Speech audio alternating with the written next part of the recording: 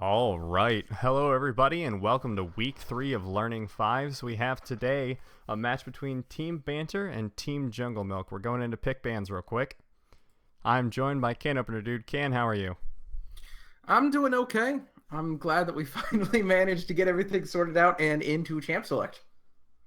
Yep, lobbies are a nightmare, Yes. but got Corky and Talia bands coming out. Not sure where those are Um, coming from. no idea whatsoever. Okay. Canon slightly more reasonable considering the dev guy has played it in the past. Yep.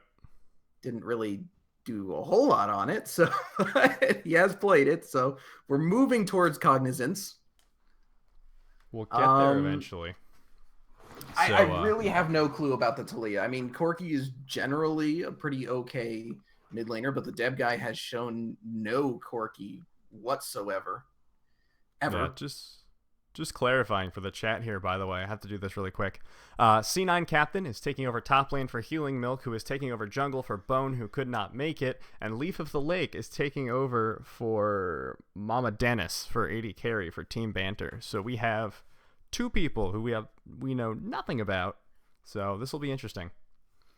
I do know that C9 Captain really likes Shen. It's a very, very Fair good enough. Shen player. So we'll may see that. I'm kind of bummed out that Bone couldn't make it today, simply because he was for uh, the last two games we saw Team Jungle Milk playing. He was their go button. He was their initiator. He was definitely always the one that said, let's go in and do this. And not having him may be somewhat of a detriment to this team. Hopefully, Healing Milk can pick up the slack here, or C9 Captain can do something involving his namesake and lead the team to victory. Karma coming out on the side of Team Banter, and it looks like Nautilus and Sejuani coming out for Team Jungle Milk. We'll have to see if they lock in the Sejuani. Shishwani, a bit of a strange pick. Haven't seen Shishwani in quite a while. Has a fair bit of CC though, so courage of the Colossus jungler can happen, can do stuff. Karma, pickup for Stan Yelnats is goes without saying. It's his second best champion and a very, very strong one. And considering that Zyra has been banned out, this is his next best champion. So I definitely can see where that's coming from. Yep, the Vi. TD260, very strong on this Vi. It's his best champion. So I imagine he's going to pick that up. It seems to be a pattern for all the junglers here in Learning Fives that Vi and Zac are kind of the go-to, and having one been banned out, pretty sure either of us could have predicted the Vi with 100% accuracy, or damn near. Pretty much, more or less. Do see the Twisted Fate picked up for Hoyes as well. He has quite a few games on that. If you check out OP.GG, you can pretty much run through this pick and ban phase Yeah, with except for this more or hover right less here. any success. This Galio hover is just to make us scared. Oh, Deb do guy's it. gonna make it hard on us to Yeah, cast. here it comes. Deb Guy having, of course, that fantastic Annie game in Game 1 of Team Jungle Milk's last series, where he assassinated the enemy team so quickly that I couldn't actually cast the fights, because by the time the Deb Guy flashed in and used Proto Belt, the entire enemy team was either dead or running away. Yeah, this is definitely the Deb guy telling us, "Hey guys, pick up your casting pace." Absolutely. So we're We'll see if we certainly can going to deliver. have to see. Yeah, we're gonna have to see if we can deliver this for him. Do see the bot lanes coming out. Poppy gonna go to the top lane for Sir Potato X or Sir Potato IX, Sir Potato 9. Yeah. Meanwhile, Twitch Leona bot lane for the side of Jungle This Milk. draft is almost identical, actually, to Team Jungle Milk's first game in the last series last week. The bottom half of the map is exactly identical, and Nautilus fulfills a similar role to Maokai. So we'll see if it gives them roughly the same success. Yeah. Well, thankfully, we will not see in this top lane. We will not see them going up against an on-hit Kennen that decides Oh to god, rush no. a frozen mallet. That was just unfortunate itemization all around. Yeah, it was, and a Maokai that then rushed a Spectre's Cowl into a frozen mallet. Yeah. But you know what? It worked out in the end. We're going to It pop did. on about a 3-minute break here. So we'll see you guys after we load in. And stick around.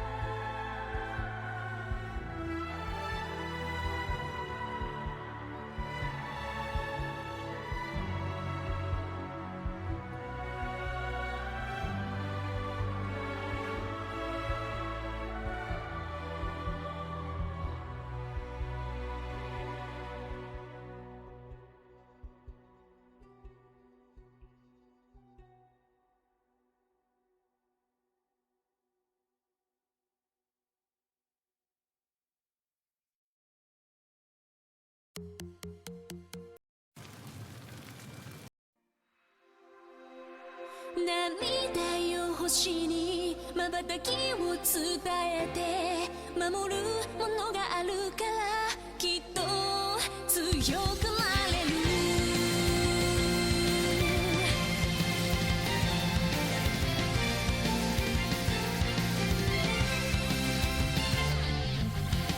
語るべき言葉なくした星の守り手は時の果て夢の果て闇に立ちすくんだ風を呼んでみたんだ空に向けて誰かを呼んでみたんだ光求めたソリチュードかすかなレゾナンス確かに届くロマンスそんな流れ星たちを抱き留めた明日が見えなくだって乗り越えなくちゃって奇跡の奇跡描き未来へつなぐ Growing High 心のフォトンが銀河にこぼれて道を強く照らす Burning Bright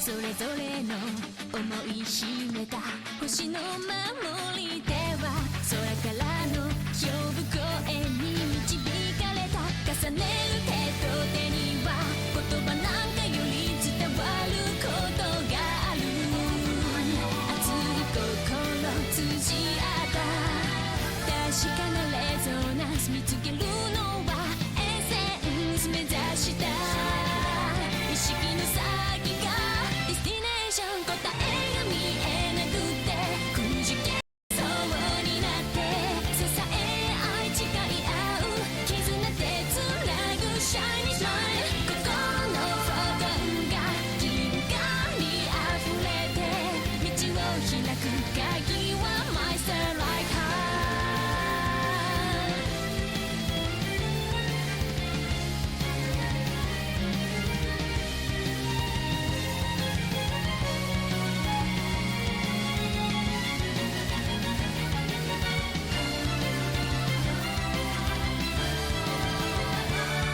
明日が見えなくだって乗り越えなくちゃって奇跡の奇跡描き未来へつなぐ Growing High 心のフォトンが銀河に溢れて道が開いたら羽ばたいてゆこうよ乗り越えてゆこうよ星空と溶け合っていつまでも行ける Fly High まっすぐ願いを世界に歌って新しい夜を新しい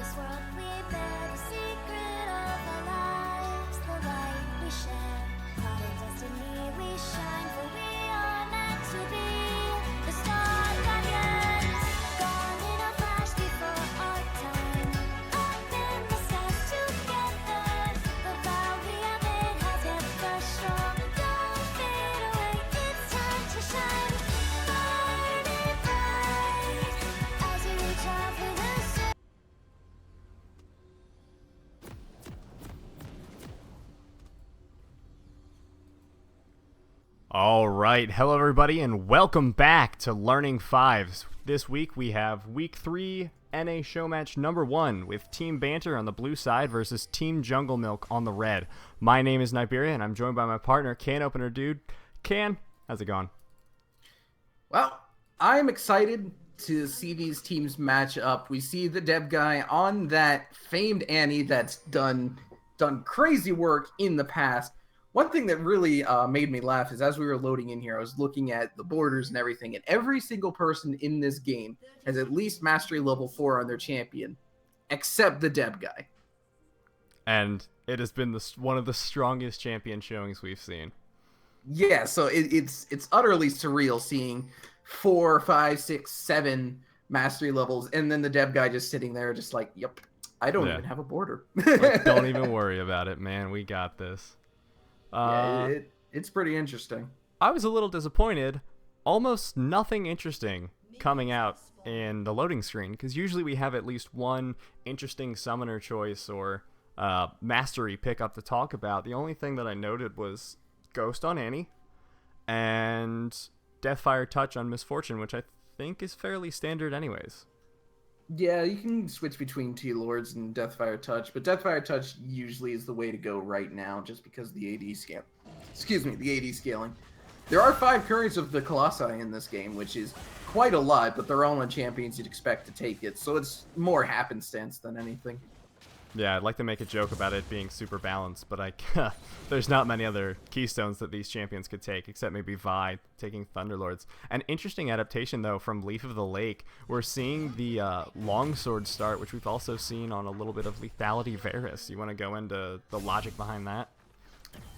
Well, since last week, I've done some research on the lethality changes, and holy crap, that was a lot of damage.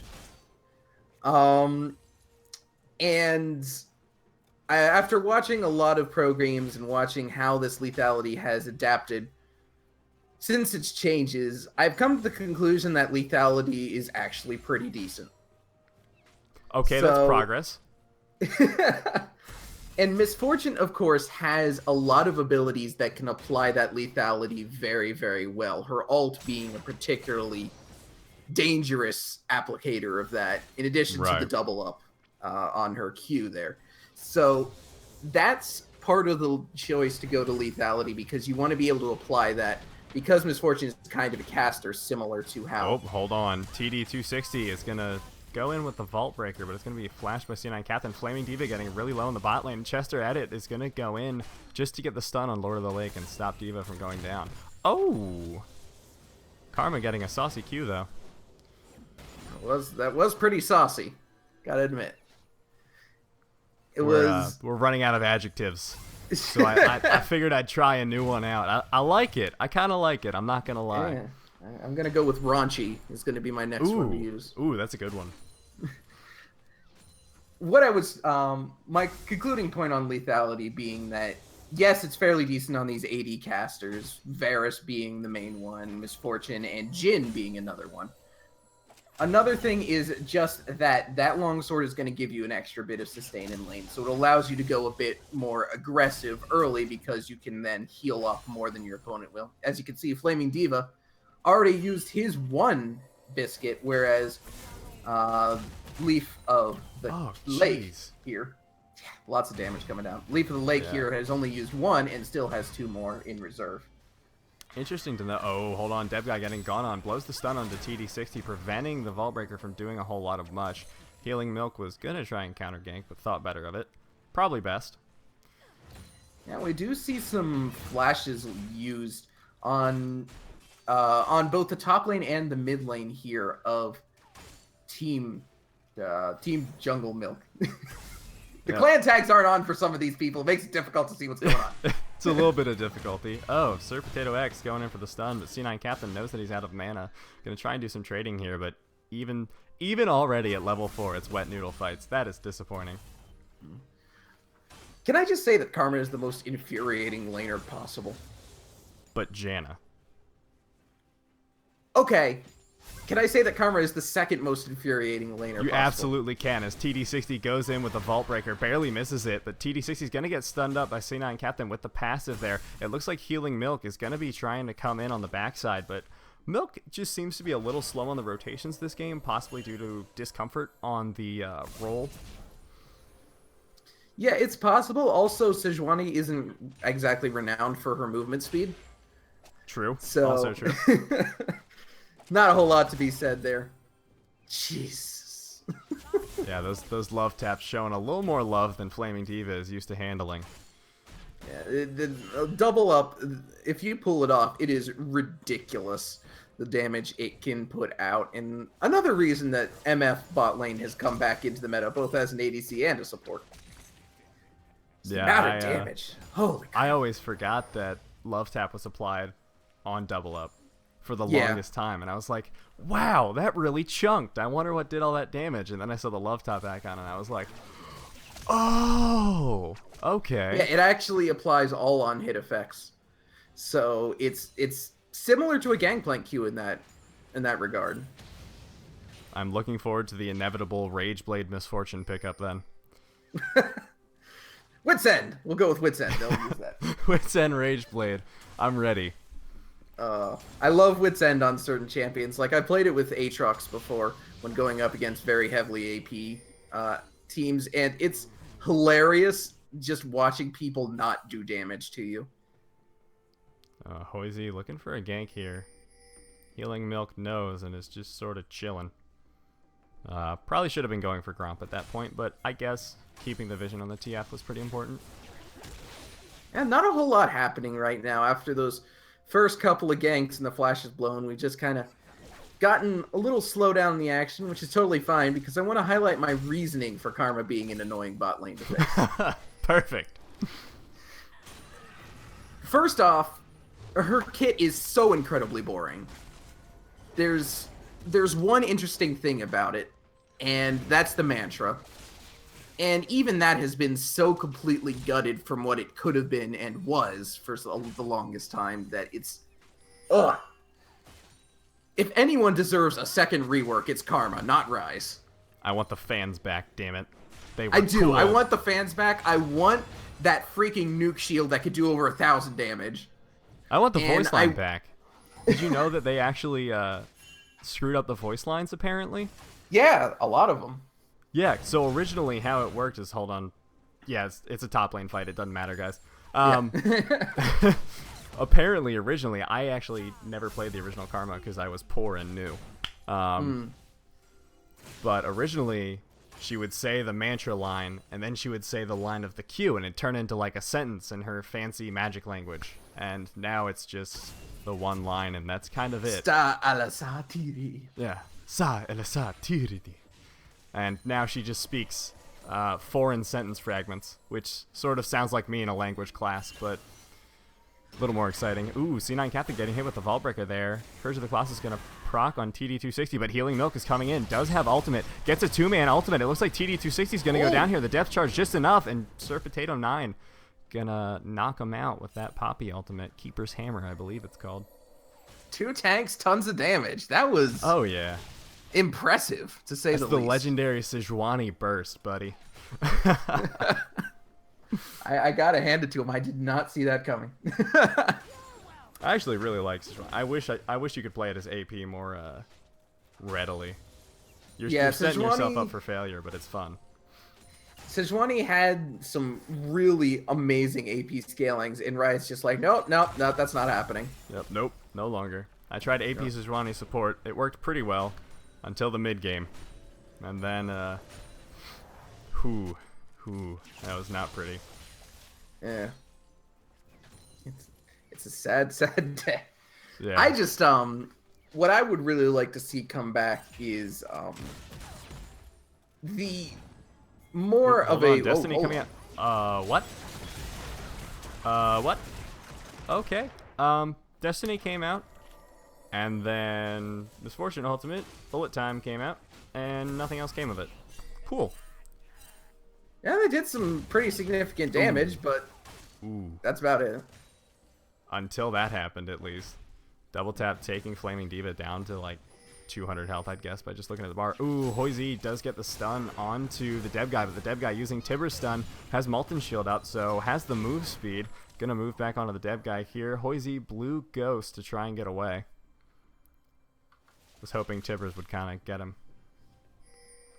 Alas. I'm sorry, chat is making some pretty crazy copy pastas, so I'm trying to keep an eye on this. It's important to see how memes develop in real time. Chester Edit's taking a little bit of damage from the Mantra Q there, but nothing too serious. TD260 getting spotted out by that ward. But the Dev Guy does know now that there's a control ward somewhere in that area. Now, there's only really 2 places it could be for it to be able to pick up that ward. So. Yeah. Process of deduction, he'll be able to figure it out at some point. Not really a whole lot he can do about it right now, though. Absolutely. There's a little bit of lane pressure. Jeez, Flaming Diva is just getting real low. And Chester Edit's 8th the second half of the double up, it looks like, based on his health bar. So the lane heading in Leaf of the Lake's favor at this point. Gold fairly even despite that first blood kill being picked up by the side of Jungle Milk. Yeah. Ooh, Healing Milk getting a great ultimate down there. Leaf of the Lake had to flash out. So flash for ultimate for Healing Milk. That's a great trade. Yeah, I'm not entirely sure that the flash was necessary, but, you know, better safe than sorry. I guess he could have expected Flaming Diva to be coming in with the ultimate. So I'm kind of surprised that Flaming Diva didn't come in with the ultimate there, actually. Yeah. Yeah, that is peculiar. I didn't even think of that at the moment. C9 Captain just engaging in noodle fightery.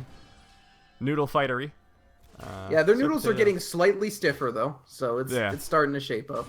Well, and Sir Potato is almost out of mana from that trade, so if there's another trade, C9 Captain just straight up wins it. Yeah, his passive and his W do let Nautilus do quite a bit of surprising damage for a tank. Each of these tanks really does have some way of doing a pretty decent amount of damage. Yeah. Poppy has her Q and her E.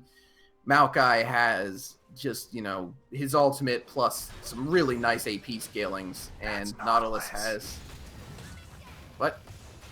Well, I was saying I said Maokai first. I was getting to Nautilus last. All right. That's the one in the game. God. I was like, hold on, wrong game. Can, are you casting 2 games at once, buddy? You can't do that to me. Hold on, there's a team fight happening over here. There's a team fight in the other game. Hold on. Oh my God, you should be seeing this. The blood is everywhere. Unfortunately, no blood in this game. Anyway, look at that CS lead that Hoyce has picked up here over the Deb guy. Yeah. Pretty significant. The mid and bot lane's having a large CS discrepancy here. Makes sense, though. Deb guy's flash was blown pretty early, which means you have to play pretty conservatively. And then Leaf of the Lake picked Misfortune, so Flaming Diva just has to die a lot or lose CS. Yeah, it's a bit of a give or take, and I do like that the way that Team Banter is playing. Leaf of the Lake getting gone on here with the Zenith Blade and the stun combo. Leaf of the Lake probably going to go down. Does blow heal, and the flash is still down. Stan Yelnats blue exhaust. Nope. I swear there was an exhaust. Oh, Chester Reddit's used it. Oops. Yep. You were close. I was close. It was one of the supports. I had a 50-50, and I missed it. Oh, Healing Milk going to go in with a Sejuani burst again. We're going to see if it's enough. They're possibly tower diving here. Doesn't look like it. C9 Captain, not fond of that idea. Smartly. Yeah, there was a bit of an early tank there by C9 Captain on that tower.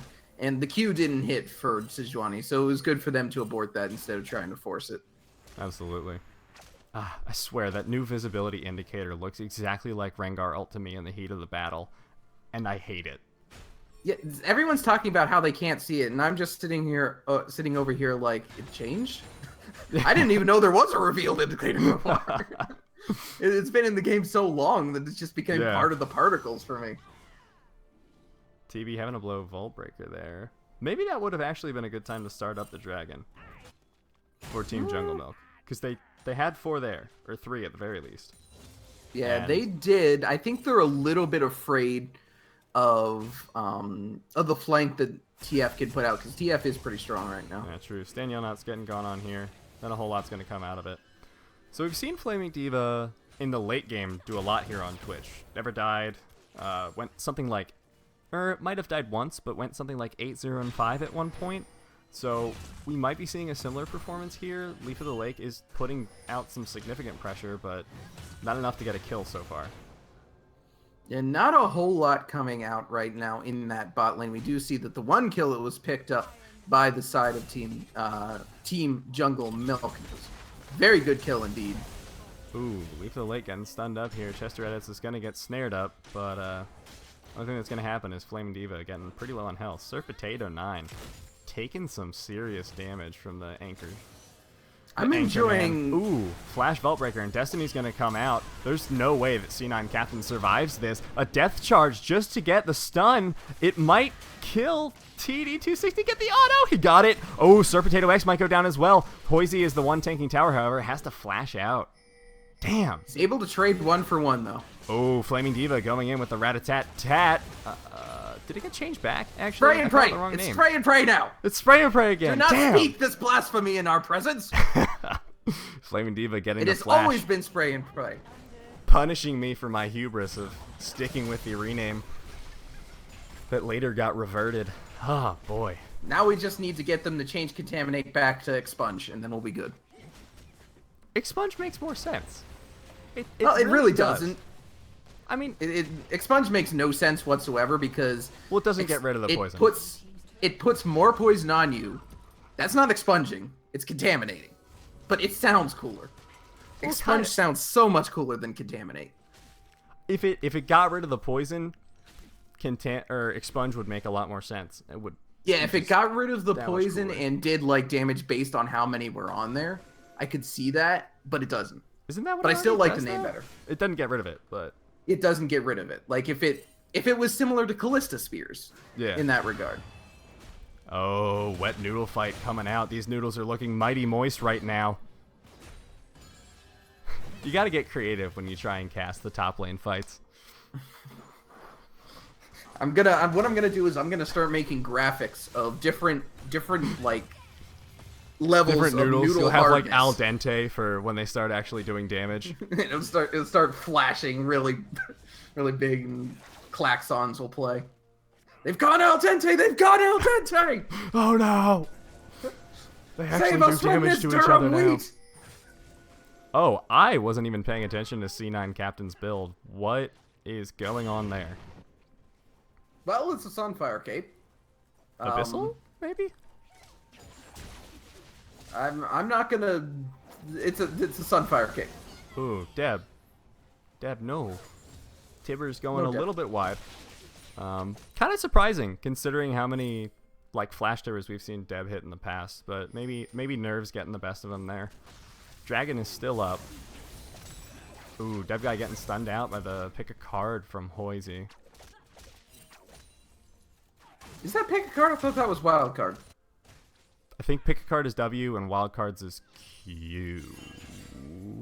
Let me hit the 3 button. Yeah, pick a card's W. Okay. I've been doing flashcards of all the champion abilities. Not quite there yet, but... Well, it's just all of TF's abilities are just card this, card that. I swear he's an integration officer. You have no idea. It's all so confusing. Like, Ezreal is one of the most picked champions, right? So we all know his... Oh, hold on. Dev guy getting ghosted on. Hoisey's probably going to get him. Ooh. Flashy Thunderlords there. But no actual flash. Just a ghost. Just a ghost. Yeah. Spooky Thunderlords. There we go. All right, we got it. But a lot of champions are actually like that, where all of their abilities are like super similar. Yeah, Ezreal's got Mystic Shot, Essence Flux, Arcane Shift, and True Shot Barrage. Yeah. In that order. And Rising Spell Force is his passive. Yeah. Aha! I feel good. You did it. You did it. There's another one that's like really annoying. All right, let's see if we can name off some of these that are in this game while there's not anything happening. Oh, here. in the game, I can do Annie's. Pyromania is the passive. Disintegrate is the Q. Incinerate is the W. Molten Shield is the E, and Summon Tibbers is the ultimate. Did I nail it? There you go. Let me double check. Incinerate and Disintegrate were super confusing. Incinerate is the W, Disintegrate is the Q. All right, I got There it. you go. All right, And- so let me see if I can pull one out. So Nautilus, his passive is oh god, I I can't. I'll start with his Q. His Q's Dredge Line. His W's Wrath, Titan's Wrath. His Yep. E is Riptide. His Yep. ultimate is Depth Charge. Yep. And his passive, oh god, his passive is something like, it's not Heavy Hands. It used to be No. called Heavy Hands. Ooh, Flaming Diva eating the bullet time here. Has to heal out to survive. DFT might take him down. Doesn't look like it. Ooh. Staggering Blow. Okay, I had to cheat. Yeah. You got 4 out of 5 though. That's pretty good. Solar Flare had to come out defensively from Chester at it's hitting no one. It's a zoning flare. I respect it. I know I've done it. I want to talk about the Edge of Night pickup here by Leaf of the Lake. Okay. There doesn't seem to be a fight going down anymore. Healing Milk, Well, unfortunately. it seems like Sejuani has proved my point for me. So, there you go. Yeah. It's cool. It's a good pickup. It does exactly what just happened. And with the Deb guy, with Healing Milk, and with C9 Captain all playing very heavy CC champions, and even Chester Edits too. Yeah, Having the everyone with ability to Flaming just Diva. nullify one of those is amazing. So, Hashtag while, Xmisty on that Sejuani ult.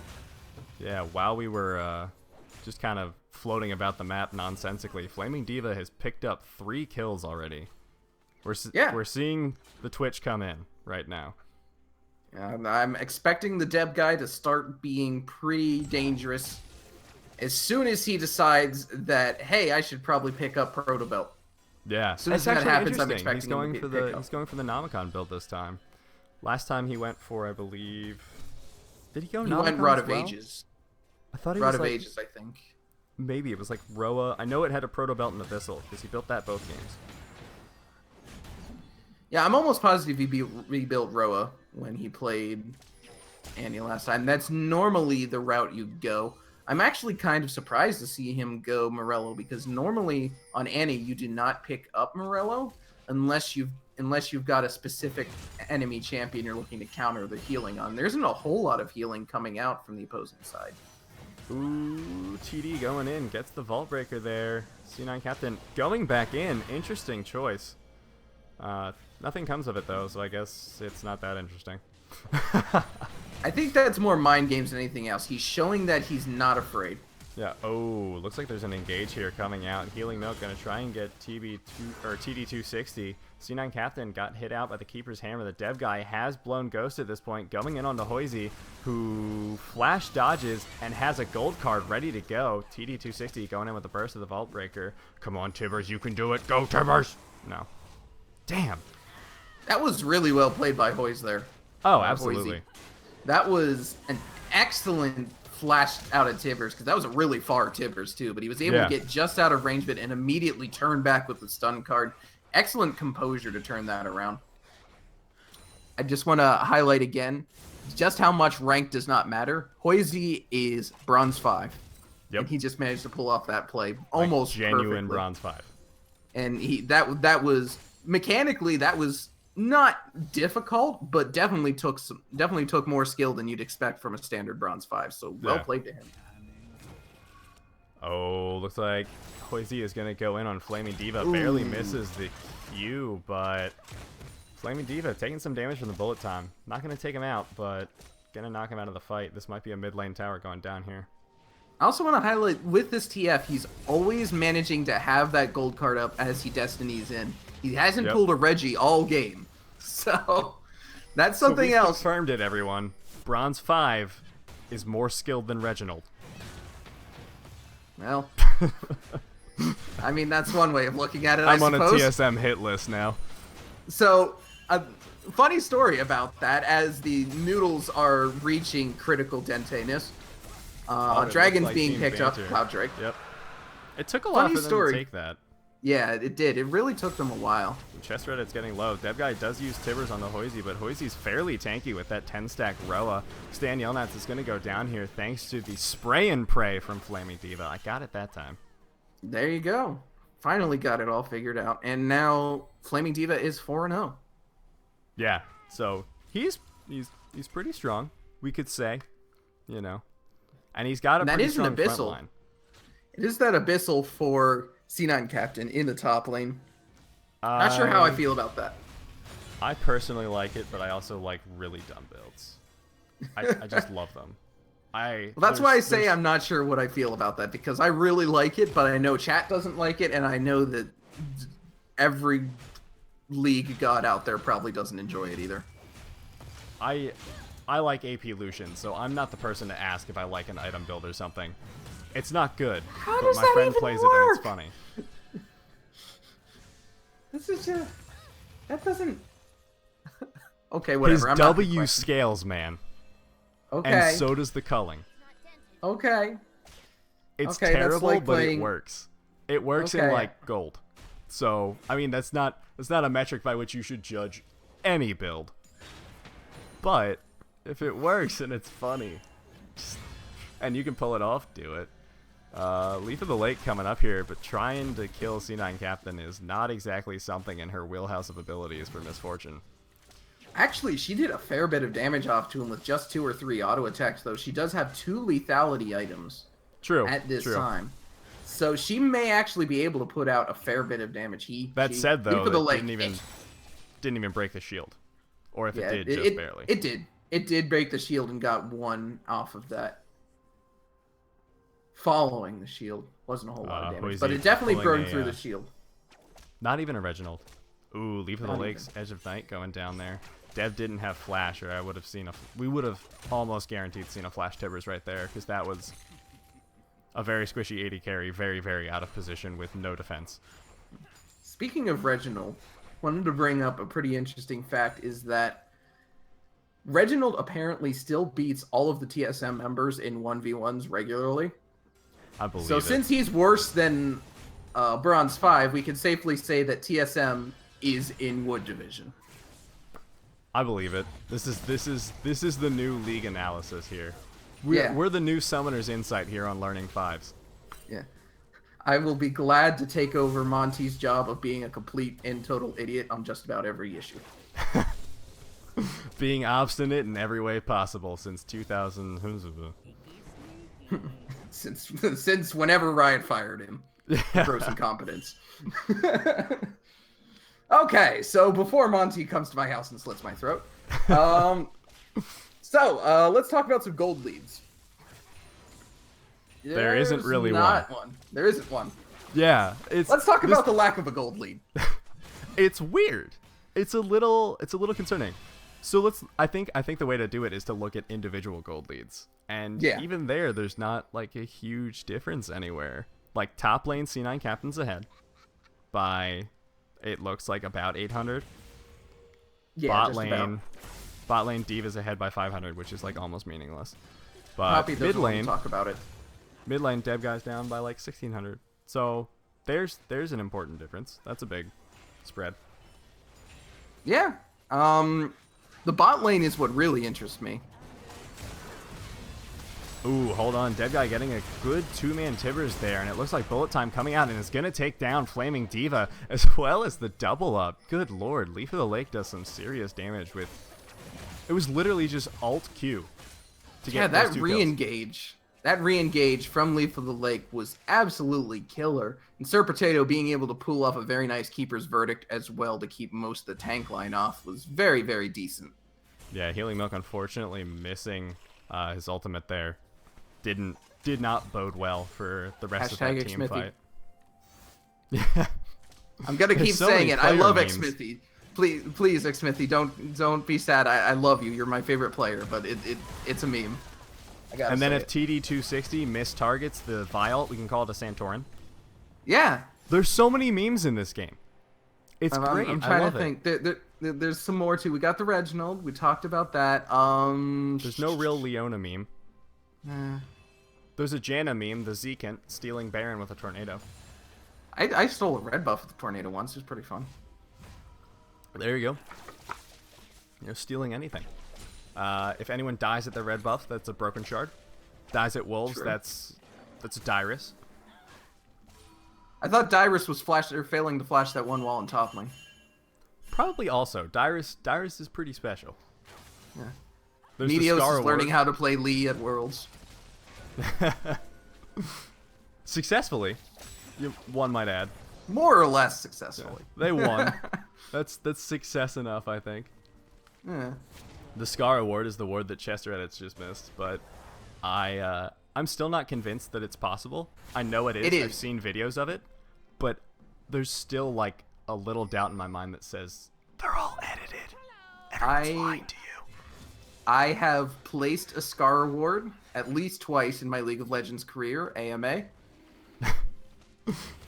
Did you click the snail? That's the only advice I ever hear about it. Just click the snail. You can't. What miss I it if you actually click the learned snail. is that I'm not sure if it still applies, but for whatever reason it still works. Dragon's gonna happen. I'll talk about this once it's over, so hold on to that thought Destiny because it's coming very out here. important. TPs for C9 Captain has TP, but Sir Potato 9 doesn't. But it looks like they're gonna have to re-engage on this. The bullet time going out and hitting Chester Edits. Chester Edits going down, but the Rat-a-tat from Flaming Diva almost enough to take them all out. Healing Milk is the only one left though. So much damage coming out from Team Banter. They're gonna get the Infernal. That was quite the turn, and C9 Captain's alone here, but maybe he can get some. Ooh, I like that play. I love it. Depth charge going down onto Hoisey. Hoisey's going to go down. Stan Yelnats also going to go down here. Oh, the shield. Karma. That is why Karma is terrible. Did get two. He did. It was Also, I am utterly convinced that the reason that team fight did not go well is that you called it Rat-a-tat-tat again. Oh, did I? God. You're losing this game for Jungle I'm Milk. losing it for Team Jungle Milk. Oh, man. Also, to answer the question in chat, bullet time is Misfortune's ultimate. Oh, yeah. And that's one of those ones that's pretty esoteric. Not a whole lot of people really. It's so hard judging when you should say the actual skill name and when you should just say ult. Because if you only When you say should just ult, say pew pew pew pew. yeah, Misfortune is shooting a lot of people very quickly. She's in a John Woo movie.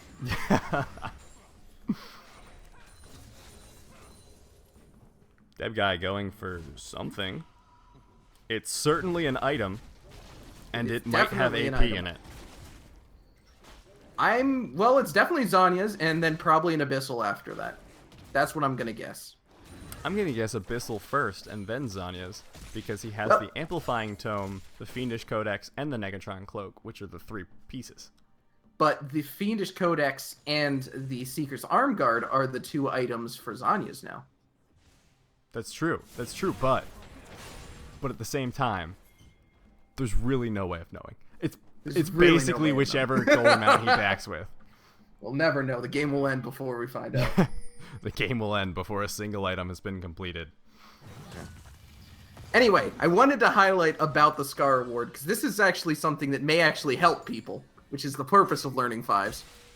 Oh, I thought it was just a meme on people. Hold on. All right. Refocusing into teaching. So, ahead. originally, it doesn't work this way, but the same concept still applies in theory. Originally, wards, when you try to place them over a wall, instead of drawing a straight line from where you put it to see whether it'll hit over the wall, it actually goes in a spiral pattern, which is actually the golden ratio and Fibonacci sequence. But Of course that's it is. neither here nor there. It goes in a spiral and places outwards on. Hold on. Gold card going down on the C9 Captain. A 3-man ultimate, it looks like, from Healing Milk. Bullet time coming out onto a few members. Dev guy gonna go down, but the spray and pray coming out and taking out 3 of them. Healing Milk, Chester Edits, and C9 Captain are alive, but it's not a whole lot of damage, whereas TD260 is up, who does % max health damage. Sir Potato 9 also does % max health damage, so it's gonna be an ace, it looks like. Yep. Yep, that's nice. Yeah, Nautilus just does not do damage, ever. Yeah, Even with the Flaming Abyssal. Diva got right in the middle of that team fight, though. Yeah, that was unfortunate positioning, but also kind of fortunate because he was hitting 3 with spray and pray. Yeah, he was doing very, very well there, but he got way too close in that team fight and got blown up. He would have won that team fight single-handed had he been absolutely. able to stay back. I do not like the TD260. static shiv, though. I would have preferred a Yomu's at this point for Twitch instead of the static shiv. Or even a PD. I mean, something more defensive. I don't think the Shiv really does much for you. Yeah, I think Phantom Dancer would have done very well as well. Certainly keep him alive a little bit longer, but personally, I do really, really like the Youmuu's build on Twitch.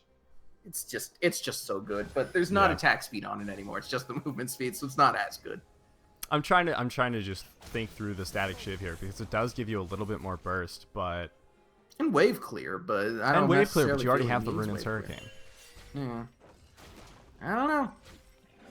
Flaming Diva. Interestingly, the Deb guy has not gotten a single blue this game. He has also not gotten a single kill. Also true. Also true. He also has not got a single break from the memes. No, but he has gotten at least a single CS, and for that, we salute him. He does have 4 stacks of stun up here. Might be going for a flank onto mid lane, but looks like they're just positioning. The red team, Team Jungle Milk, does have some vision in the enemy jungle, but definitely something that they can try and capitalize on there. Speaking of wards, getting back to the Scar Award really quick, I just want to finish up this point, because it is kind of important. It goes on a spiral, so you actually want to place it, because the spiral goes counterclockwise, you want to try and place the ward to the, to your character's, no. As you're facing the screen, you want to place it to the right of where you want it to go, and then it'll normally be placed in the correct position when you're placing it over a very thick wall. So if you're looking at the screen and you want it to be straight up and down with your character, you want to place it slightly to the right and in front of your character, and that'll usually work it right. Absolutely nothing going down top lane. We thought it would be something. Depth charge was blown, but Sir Potato, I guess, flashed away. Yes. Also, if we're being a little hard on the dev guy, it's just because we love him. He's a great guy, and we like. It's just payback for making me not be able to cast a single fight in his first Annie game because he would triple kill the enemy team instantly. Yeah, he was melting everyone. So this is kind of just our memeing on him for. Yeah. It was Abyssal though. I nailed it. I nailed it. I didn't nail it at all. It was a lucky guess. Yeah, I mean, he's still got the amp tome, so. Yeah. Oh, what? All right. Looks like Elder's gonna be going down for Team Banter, and Team Jungle Milk either doesn't. Ooh, C9 Captain sees it. Oh, he's about to see it. He's not gonna go for steal because that would be suicide, right? C9 Captain, right? Okay, good. Good. We're on the same page here. Ooh, Sun card coming out. True damage burn. Serious stuff, but only 2 dragons taken this entire game. Oh, I love this from Team Jungle Milk. I love it, but unfortunately... You're gonna love it more as Leaf of the Lake comes in here. Ooh, bullet time coming out, but only hitting onto 1. Dev Guy's probably gonna go down here, absolutely gonna go down. TD260 does a lot of damage. Oh, Flaming Diva eating so much damage from that gold card, it looked like. Chester Edit's in the middle of the fight here, but it's a 5v2. It's... Oh, boy. Ouch, that was something. So it was a good decision, but poorly executed. They didn't have enough people onto it, and then absolutely just... Oh, Destiny coming out. Healing Milk is going to go down to the gold card and pick a card. Oh, yeah, that's dead. Gold card. Yeah, that's pick a card into loaded deck. Yeah, or stacked deck. What's the key? Stacked. Wild cards? Yeah, wild cards. So yeah, I think pretty good stuff. The problem was they didn't start the Baron fast enough, is my assumption. Yeah, one thing I want to highlight here is just the reverse synergy that Sir Potato and Leaf of the Lake had in that team fight. Sir Potato hitting all the people out of the pit as Leaf of the Lake is ulting onto them. It was like, I got it. No, I've got it. Okay, now neither of us has it. Yeah. When I say go, be ready to throw. Throw it for them, not us. But, Team Jungle Milk here, showing their inner dignitas. Yeah, just a little bit. But I had a second there where I'm like, wait, is it Dignitas or is it Apex that's terrible? Oh wait, they're both the same team. Do we make the Renegade joke about dying? Oh, hold on. Flaming Diva coming in as well as the Dev guy, but a little bit of split focus there. It looks like the Dev guy thought they were going on TD60, but Flaming Diva thought they were going on Sir Potato 9. TD60's Guardian Angel is going to be popped, so he should be going down here a little bit from the massive amounts of stuns on the side of Team Jungle Milk. And a great 3-man bullet time, and C9 Captain just... What? Okay, what happened in this game? Because Flaming Demon Thoroughly was, dusted. hold on. Pick a card, going down and just one-shotting the dead guy. Good lord. But Tibbers and Flaming Diva going to work together there and take out Hoisey. So That was thoroughly dusting. Yeah, where did this go wrong, though? Because Twitch was so far ahead. Well, the thing is that Misfortune was getting just as many kills, just not in the bot lane. And Misfortune is just so incredibly strong with lethality right now, with armor penetration. Look at Misfortune's items right now. Edge of Night, Black Cleaver, Youmuu's Ghostblade, Lord Dominic's Regards. That's all penetration items. Yeah, that's a lot of damage to squishies. Flaming Diva.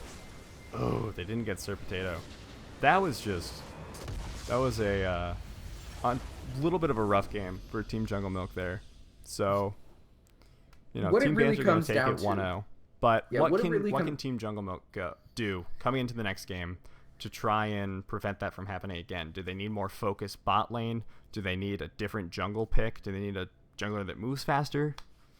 What they need is the Sejuani needs to be traded out for someone that Healing Milk feels more comfortable on, because he was not making the correct decisions for a lot of these ganks on this Sejuani. Mm-hmm. And the Deb guy, we love his Annie. His Annie's great, but he needs to figure out if that's the right champion to play into this matchup, because it obviously was not the correct champion to be playing into ATF.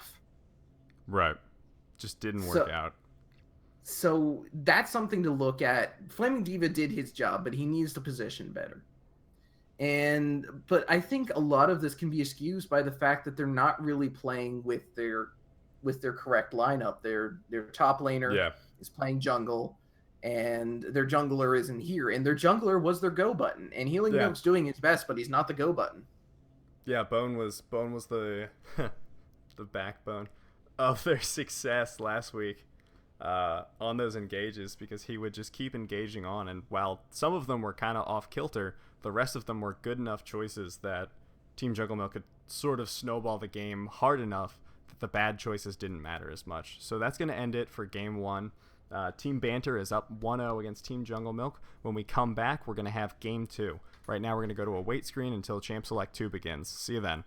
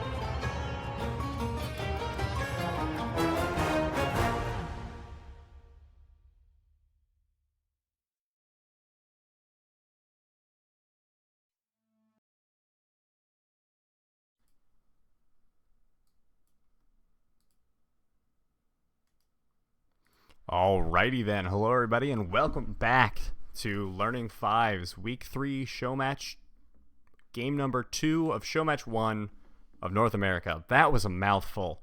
We have the Misfortune band coming out. No surprise there. Can. Speaking of mouthfuls,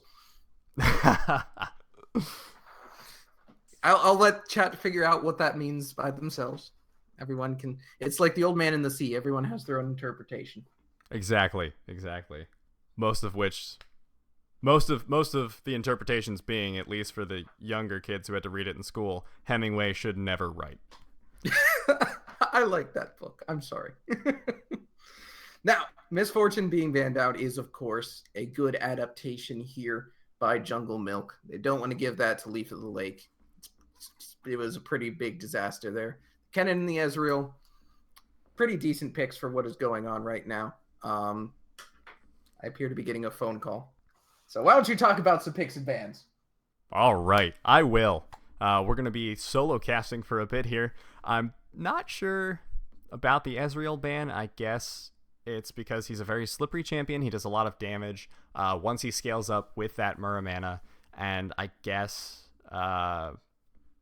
Team Jungle Milk isn't prepared for that. The Corki ban, pretty standard because Corki mid has been coming back into the meta recently. I remember an analyst saying something like, oh, it's like a tier 3 pick, and then it was picked and banned pretty much every game in NALCS when it started. Twisted Fate ban coming out, so it looks like, Team Jungle Milk is like, well, these 2 picks screwed us last time, let's get rid of them, see if we get screwed again. Hopefully they adapt the pick ban more than that, otherwise Fool it would me be once, a little shame unfortunate. on you. Fool me twice, shame on me. Definitely Absolutely. going to live and die by that motto. Hopefully not die. Maybe live. We don't know. I don't Hopefully know. live. I'm not the Grim Reaper. Zyra ban coming out. Literally not shocked at all. That is just... Also, I do apologize for the phone call there. I couldn't hear them over all the screaming, but I assume that it was good news. I would hope that if the phone call included screaming, it's good news. Because the alternative, not too happy. Yeah, it's probably from the future.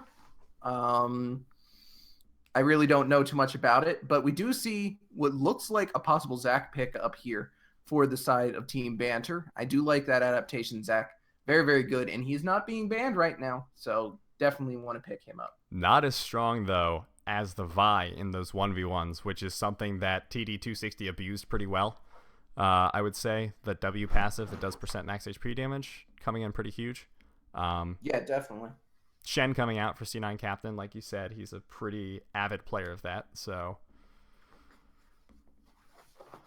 have to see what's locked in here.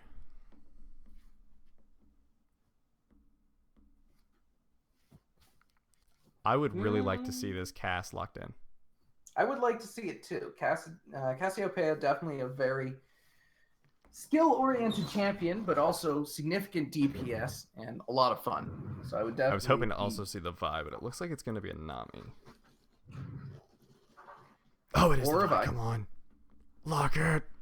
Lock it. Lock it. All right. Yes, I get to go on a mini rant for a second. The reason I'm so excited about the Cassiopeia pickup is with Vi and Shen, you have 2 champions that are reliant, at least semi-reliant, on a moderate to short range engage tool that uses them and that is easily flashed away from. But you know what cancels flashes and dashes Grounded. and everything in between can? Grounded. Exactly, which Miasma does, which is Cassiopeia's W. Bam! Nailed the name. Her passive, Serpentine Grace, makes her not wear boots because she's a snake. Why would she wear boots? It used to be called Deadly Cadence. Yeah. Unlike Nami, who clearly needs boots because she's a fish, and that's different.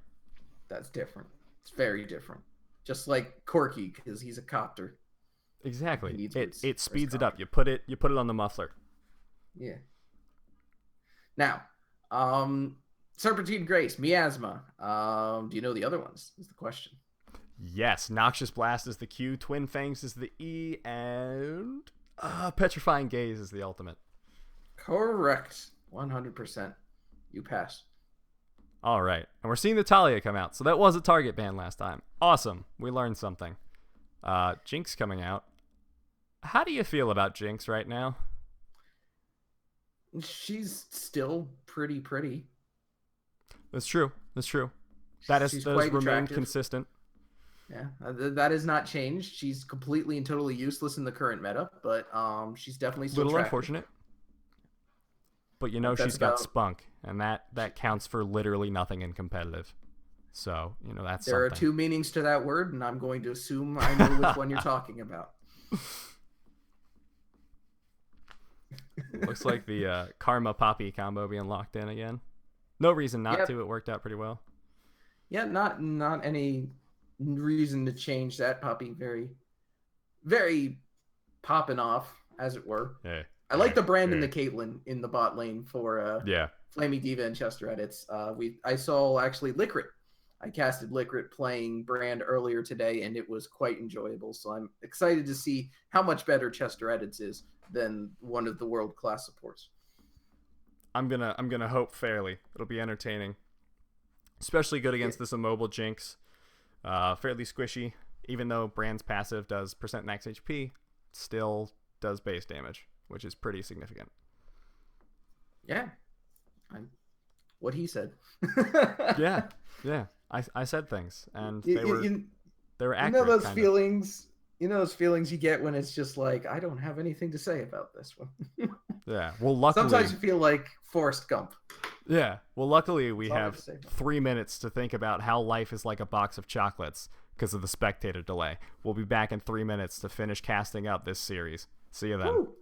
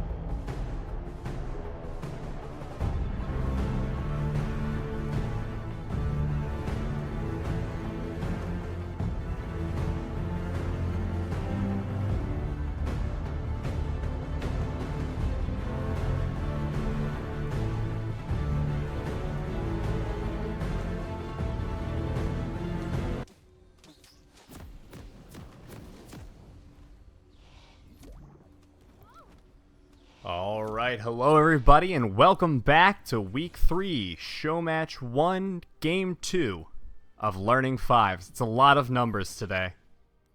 Lots of numbers. And we have the teams switch sides now. So we have Team Jungle Milk on the blue side with C9 Captain in the top lane, Healing Milk in the jungle, the Deb guy in mid lane, Flaming Diva on AD carry, and Chester Edits on support. On the other side, the red side, we have Team Banter with Sir Potato 9 in the top lane, or Sir Potato IX, depends on if he's going for Roman numerals or just kind of letters. TD260 in the jungle, Hoisey or Hoise in the mid lane, Leaf of the Lake in the AD carry position, and Stan Yelnats on support. Unfortunately, it's not a palindrome, but you know what? So close. I appreciate the very holes close. reference. Even if incomplete. Oh, I completely forgot about that. Yeah. Yeah, man. That's good. I like He that. he almost got the full name. I assume the full one was taken. I believe in his ability to reference holes. Yeah, lads. You know, I never caught on to that while reading holes. I feel like they mention it at some point that it's a palindrome. Yeah, that's what makes me feel even stupider. Fair enough. I had to read it like twice because I had at one school I had it in 5th grade, and then the school I changed to in 6th grade also had holes as required reading. So I read that one too many times. I was not Funny a fan of that story. book. My 6th grade reading book. We had to choose our own books based on like our reading level, but I missed the day we took the test to determine our reading level. So my teacher's just like, pick a book and read it. So I'm like, hey, this looks cool. So I read Beowulf in 6th grade. Great. Excellent choice. Excellent choice. And that just kind of started the whole thing where I'd read completely out of my depth books for the rest of my life. Yeah. Always a fun way to go, though. Both junglers starting bot side here. Doesn't look like anything terribly interesting, but I do want to talk about this top lane. As a taunt goes down, and it looks like not a wet noodle fight. Ooh. That's going to Almost last not for a like wet noodle 2 more fight. levels, can. But it's Yeah, going to be an I'm- exciting 2 levels, let me tell you. I'm excited to see Shen actually hit something, and then Poppy occasionally hit something back. Yeah. So Captain started Ruby Crystal, which was interesting, and also went Grasp instead of Courage, which makes some sense, I think.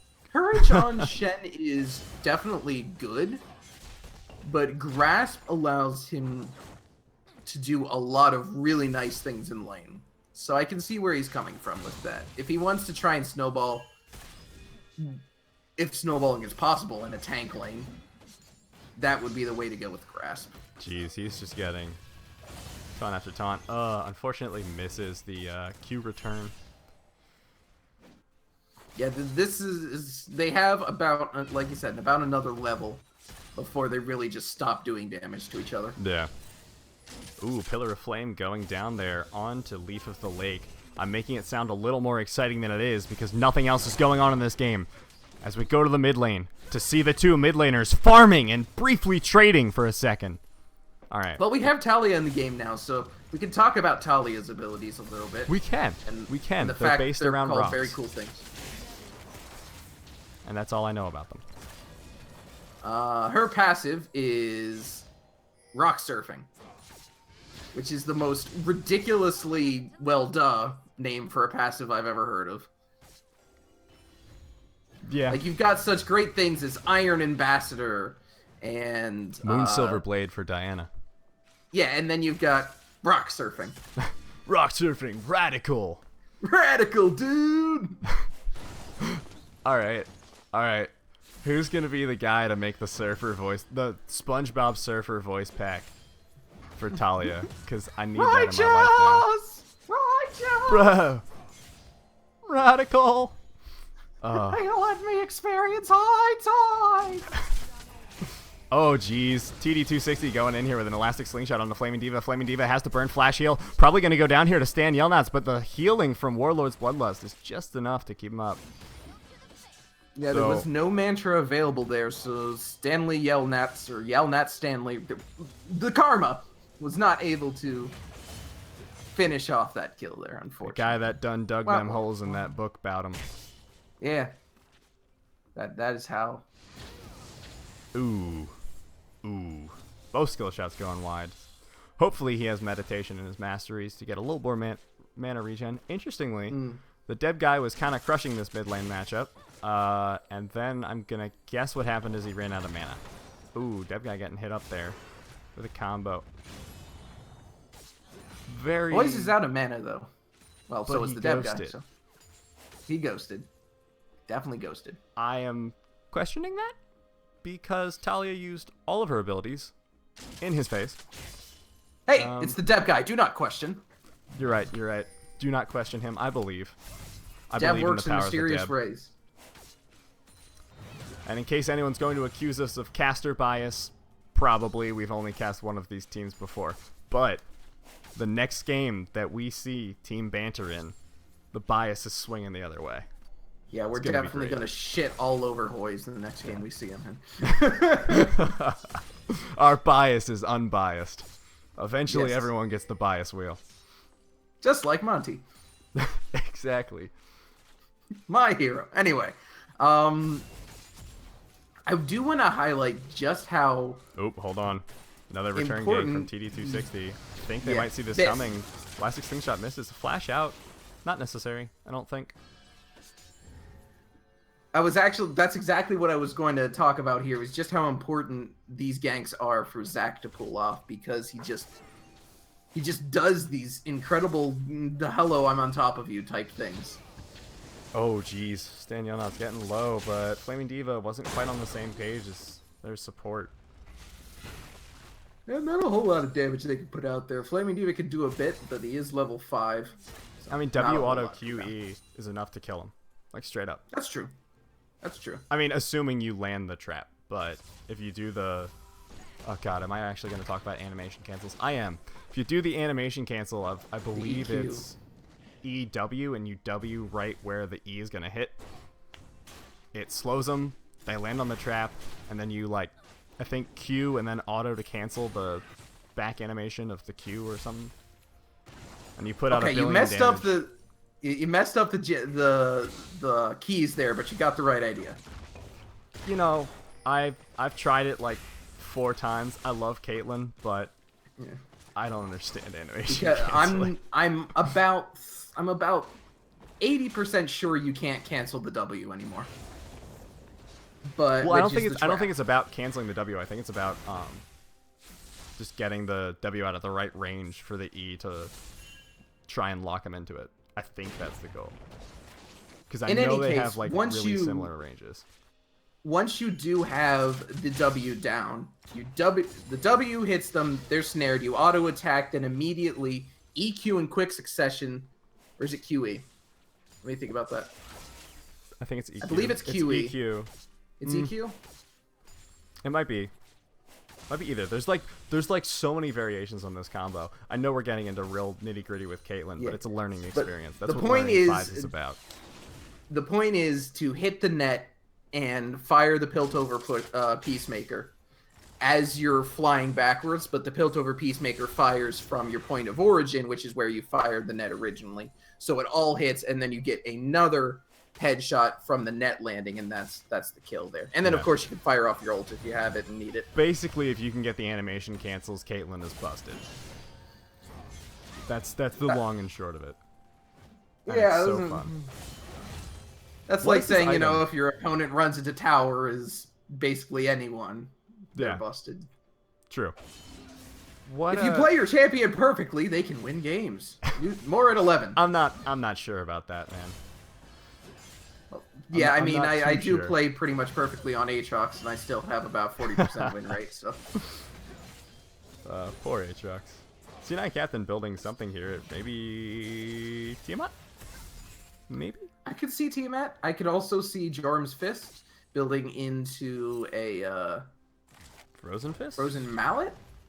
Or Frozen Mallet, yeah. Not Frozen Fist. Yeah, Frozen Fist would be kind of bad. Ooh, flash there, but the ultimate coming out from Chester Edits. Leaf of the Lake is going to go down here. Double procs the Blaze passive because I guess Stan was feeling a little extra friendly, wanted to spread the love. I appreciate that, Stan.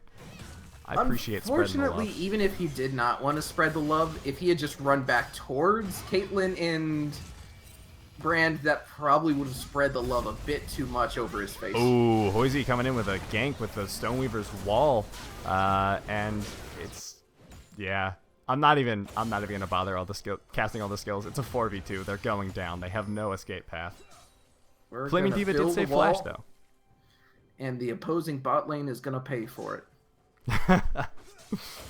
Is it Weaver's wall or Stoneweaver's? I think it's just Weaver's wall. It's Weaver's wall. Yeah, it's Weaver's. It's Weaver's. Almost had it, and then of course the Q, threaded volley, the W, something the E. something. Well, we're gonna find out right now. Yeah. The W is seismic shove, and the E is unraveled earth. Got it. Now, good adaptation here from Team Banter, actually leaving Leaf of the Lake by themselves to get all the tower gold. That is an adaptation that I wish people would do more in solo queue, or even in my 5 stack, but we're all monkeys, so it doesn't matter. TD260 getting an elastic slingshot. It's going to land on the Healing Milk. Healing Milk going to have to flash out. Nothing more going to come of that. But there is some heavy vision. If you hit F2 right now, you can see the line of vision for the red team, and it's like the entire top jungle of blue side. But a control ward did just go down, so... Now, very little in terms of vision for the side of Jungle Milk. They're going to need to try and improve that as the game progresses. Yeah, absolutely. We see a control ward coming out from Healing Milk, so step 1. Put a ward in the bush. Step 2. Then you're clearing the bush. All right. Anyway. Yeah, we could keep going, but then at some point we'd have to make up actual verses. Dep Guy getting incredibly low here. A flash coming out from Hoisey. That was... I was not expecting the hyphy. The double summoner blow just to get another unraveled earth down. I didn't think the cooldown was that short. I'm going to be honest with you. Yeah, it's very, very short. And I think it gets shorter if you land the less damaging version of it or something. There's something interacts with its cooldown. I think you're right. I think it actually refunds mana or something that's like super useless. I'm gonna look at it actually. Basically, you just don't want to use your Q when you're on Earth that you've already used your Q on, which we can't see in spectator mode for some reason. That happened the last patch, and that has not been fixed yet. Oh, I was wondering why there was no workaround anywhere, but I thought Hoisey was just like next level good at managing it. He's like, all right, I'm only going to use Q once every 180 seconds and never when the casters are looking. It's a bug. It's a bug. It's a bug. So this is an unfortunate start for Team Jungle Milk. They're going to have to rely very heavily on C9 Captain's ability to get the taunt down onto Leaf of the Lake, but something that we're seeing just in the top lane that I think is going to not bode too well for Team Jungle Milk's chances. Poppy's W, Steadfast Presence, stops all dashes. Yes. So, guess what C9 Captain uses as his engage? Shadow Dash. Shadow Dash, in particular. I think. The dash. Oh no. Incredibles 2. Oh, hold on. Speaking of incredible things, TD260 coming down in with the... Oh, jeez. He got blown up by Talia there to the point where directed camera was like, we don't need to see that anymore. I'm going back to the bot lane, actually. Dev Guy going to get a little taken out there. Hoisey trying to get it with a threaded volley. Miasma coming out to block any more engages. What did all that damage? Chester Edits was like 75% health after the elastic slingshot, and then was 0% health after question mark because directed camera. It was seismic shove into unraveled earth. Okay. And enemies dashing, being pushed, or being pulled through the unraveled earth take extra damage, and it's a lot. Especially, I guess, Brand is super squishy. For each, they take basically 87 damage per trap, and he hit 4 of them. Oh, yeah, that'll do it. Plus the Q. Yeah. Which can be, once activated, fires on its own without any input from Talia. So. The Roa coming out by Hoisey, is that standard? I literally have not seen Talia in so long. It wasn't until Rylai's got gutted. And now it is. That makes sense. Gives health. Cool. Doesn't really need to do much health. Give health, AP. We're good. Health, AP, we got you. I'm wondering if Hoisey is going to double down on the tankiness and go like Roa, Leandries, Rylai's. He could just as easily go Rylai's still. I mean, it's not as good anymore, but it's definitely still an item. Well, he has the Blasting Wand, which builds into... Oop, hold on. TD260 going to get gone on here by C9 Captain. Shen does a little bit of damage. Weaver's Wall getting dropped here. It looks like Chester Edits and Flaming Diva are going to have to make their last stand here. Chester Edits is going to get popped up again. Seismic Shove doing... Seismic Toss? Seismic Shove, is the but that Pokemon actually move. was... So it's Seismic Shove. Ooh. No, it's Seismic Shove. Yeah, Seismic Toss is the Pokemon one. Flaming Diva having to flash the Zap. You don't that was entirely Unraveled Earth right there. That damage on Chester Edits. Hoisey's already 4-0. Which is pretty ridiculous. That is a little unfortunate for Team Jungle Milk here. Leaf of the Lake, though, playing impressively well considering they're playing Jinx. I mean, there's not much else to say. Incredibly immobile, 80 carry. Takes a while to come online. Just shoot things. What I love about Jinx is that she perfectly exemplifies what her her song, her champion reveal actually said about her. It's come on, shoot faster, and that's exactly what she does. Yeah. She shoots things fast, she gets a kill, she gets excited, but if she doesn't, she just blows up instantly. It's honestly a very nice holy crap. Ooh.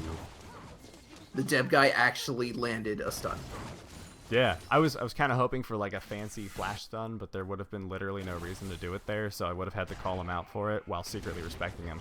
Elastic Slingshot gonna go down to the Deb guy, and that's why you save the flash and don't go for the flash gaze. Yes. We are not Faker. Not that we know of. All of us together. Ooh, Deb guy. I can't say I approve of Deb guy's summoner usage this game. It's another ghost used for like nothing. I also want to point out that C9 Captain has not used his ult at all this game. No, he hasn't. But he's doing a lot of damage to Poppy still, which is like a miracle in and of itself. It's a miracle in and of itself, yes. Specifically, not the miracle that is currently in the LCL. Because he's pretty cool too. But while it is very, very good that he's doing this, it doesn't affect anything in the larger game. Because Poppy's not doing anything with their team either, and Poppy doesn't have to do anything with their team because their team is winning. Yeah. And Poppy still has teleport. The team is completely controlling the map just as 4. It's the C9 Captain needs to... Jeez. C9 Captain needs to use his ult, is basically what it comes down to. Yeah. I don't think he would have been able to get it off right there. He would have to have been paying very close attention to be able to pull it off right there, but he needs to start using these somewhere. Hoisey teaching me that Talia is actually an assassin. I didn't know this can opener, dude, but apparently Talia was supposed to be a part of the assassin rework, but they just didn't bother because she's already perfect. Too good. Yeah, she's perfect just the way she is. That's what Yasuo says anyway. Yeah. I think it's adorable that they're like student and master thing going on. It's honestly really, really quite cool. Oh, jeez. This game is already turning into a disaster for Team Jungle Milk. Almost 4K jungle lead. It looks like 3.5. Oh, Chester Edits. Gonna juke out the Elastic Slingshot, but it doesn't matter because he's gonna juke into 3 of them. Has to flash out. Gonna ult just one person. Gonna go down here. Mighty unfortunate, as we say. Yeah, we can safely say at this point that Licorice, it does actually play a better brand than Chester Edits specifically in this game. Maybe slightly, yeah. Slightly. That's nothing against Chester Edits. I'm sure he's a fine brand, but Licorice 0-4, not showing. We'll say this: he's not showing his strengths well. He's not demonstrating them well. Hopefully, he's gonna. Ooh, he tried shadow dashing over the wall, but got stunned into it by Sir Potato. Both players, I think, playing that about as well as you could have. That specific interaction. Pretty good interaction there. Does have to end up flashing, but meanwhile, a dragon's picked up on the other side of the map. Hoy's just able to stay up here and clear some minions, and while the rest of the team does everything. This is really, really good for Team Banter, is that they're able to control the map as 4, so one can always be top lane dealing with the Shen, and the Shen can't split push the way that he would normally want to. Absolutely. I mean, he So could Poppy show and up. Shen could just have their own little farm fest up in top lane and not do anything for the rest of the game. Yeah. It'd probably work out the exact same way. I don't know. Does Shen even... I also don't think I agree with Healing Milk's Vi build. We've seen this a lot in Learning 5s where the Vi's go for this Warrior Trinity Force every single game, regardless of how well they're doing. I don't think it's justified. The dev guy going to get stunned out here, but it looks like Healing Milk trying to go in for it. Gets the Assault and Battery down, and Hoizy is also going to go down. Alright, dev guy blowing Ghost again just because it's up.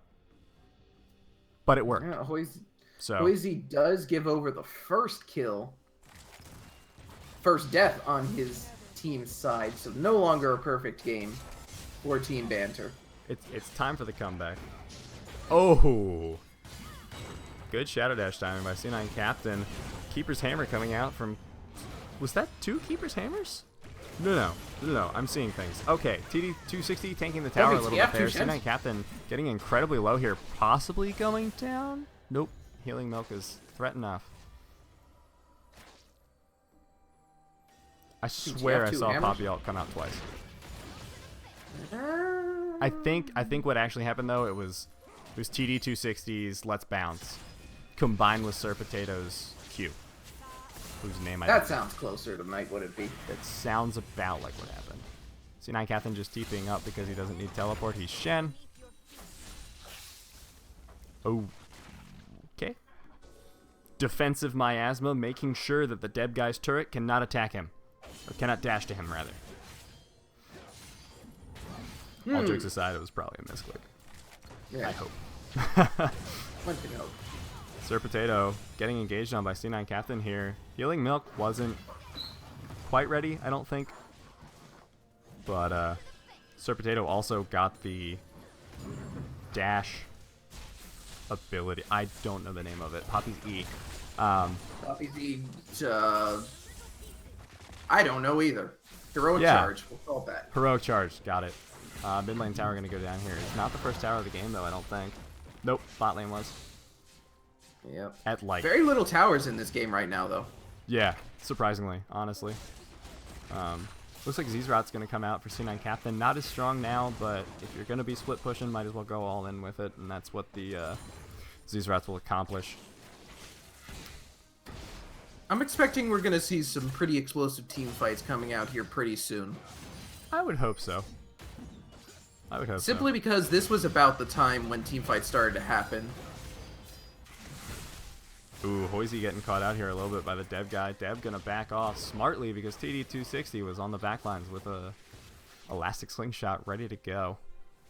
Yeah, coming off on the wrong side of that wall there for Hoizy. He was kind of caught out behind his own wall, had to immediately drop it, so wasted ult, but relatively short cooldown. Yeah.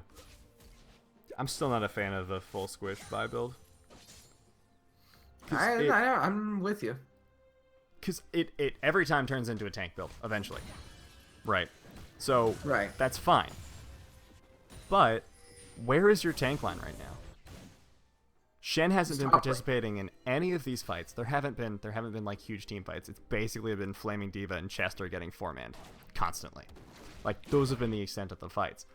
But, how much is Trinity Force? 3,200 gold? Something like that.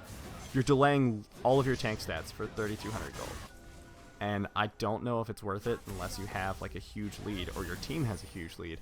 And neither of those things is true right now for Team Jungle Milk. So I mean, now obviously it's too late to go back. Maybe when it was just a Phage, you could have gone for a Black Cleaver, but that still doesn't really solve the problem.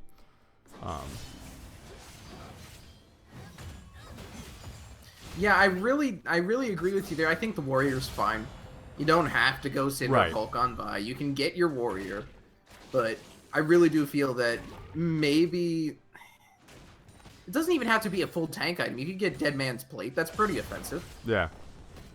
You could get like you said, Black Cleaver. That's fair. That's fairly tanky. You can grab that.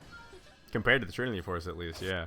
I mean, the Trinity Force does give the 20% CDR, but so does Black Cleaver. Or you could go Frozen Fist. I mean, you even get the Sheen out of that. So there's a bunch of different options here, but really with the Talia being the way it is, then maybe you should go some magic resists. So possibly. I mean, Hex Drinker, perfect option. There you go. Yeah. You get Very the good. offensiveness that you're looking for, but you also get to not die instantly, which I think is a good.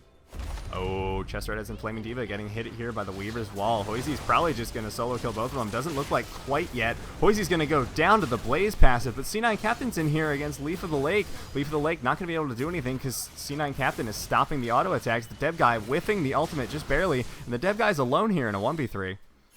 Ghosting out. Unfortunate. Whiffing the ult, yes, just barely, no. Fair enough. Fair enough. It was a little bit out of range, and by a little bit I mean like bit. Yeah, he was half a lane away.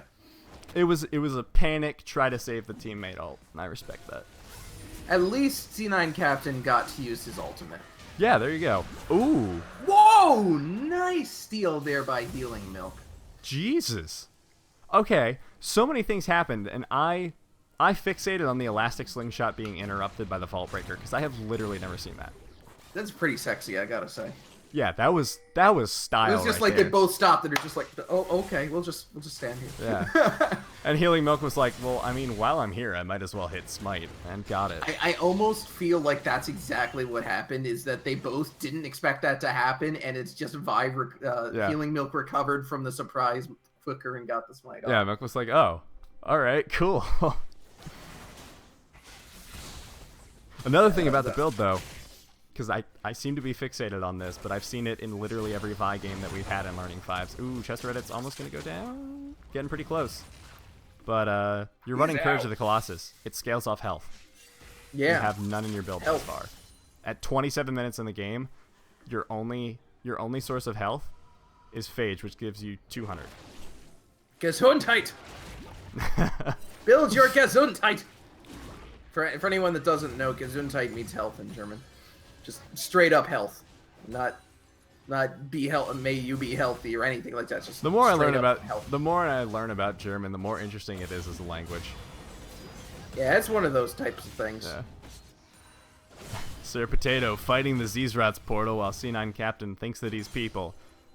Captain, that's a poppy. It's past 20 minutes. You aren't doing anything.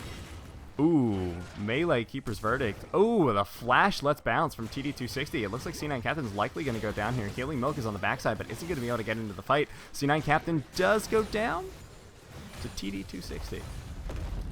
Ooh, did have Weaver's the flash Wall up coming there. In. Healing Milk. Oh!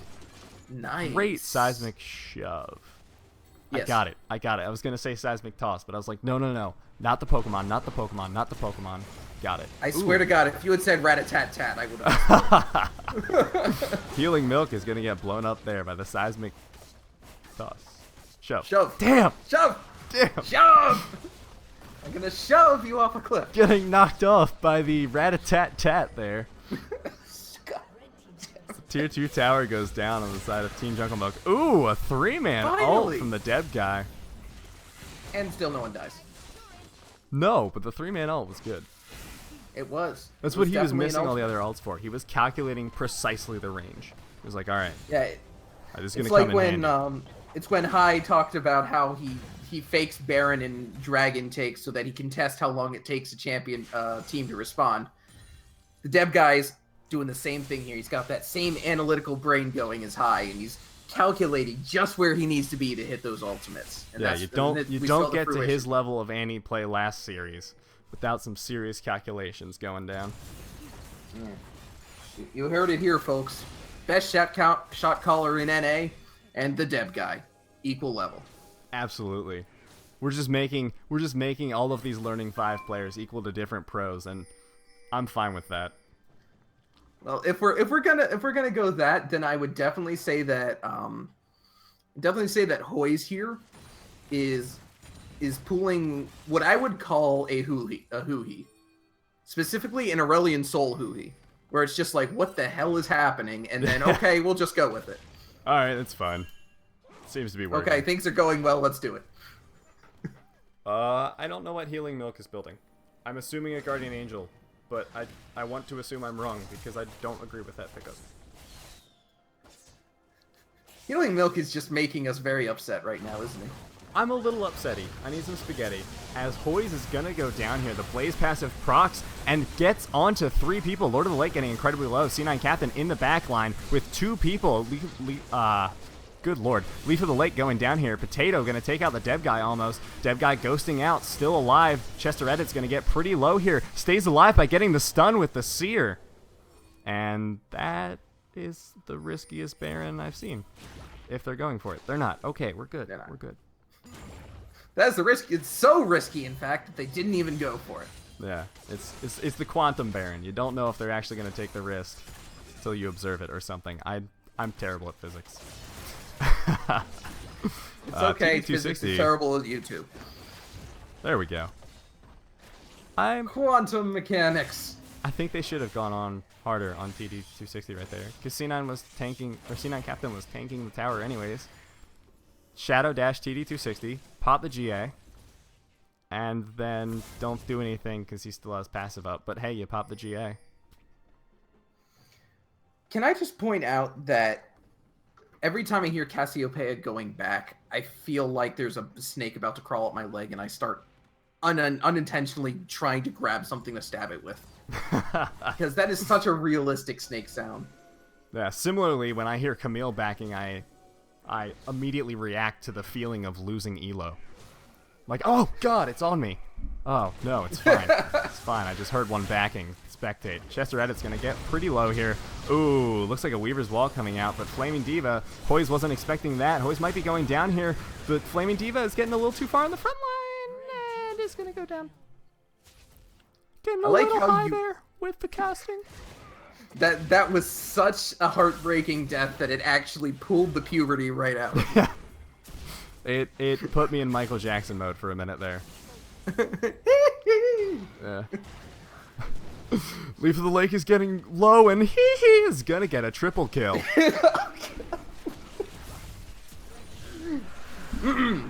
Composure. Professional casting, boys. We are here. We applied for this position. We were tested.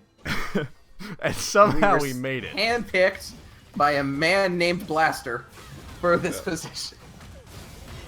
Sir Potato and Captain are just continuing the noodle fight. It's just only gotten worse for Captain as time went on. It's a sad day, honestly. He's playing solo queue strats is the thing here, and that's to be expected. He's not the actual top laner for this team. Yeah. He's a sub-top laner, so it's to be expected that his playstyle's a little bit different, but he's playing almost completely solo queue. I would say actually completely. He's going for, like, no risky stand-asides, no preemptive TPs.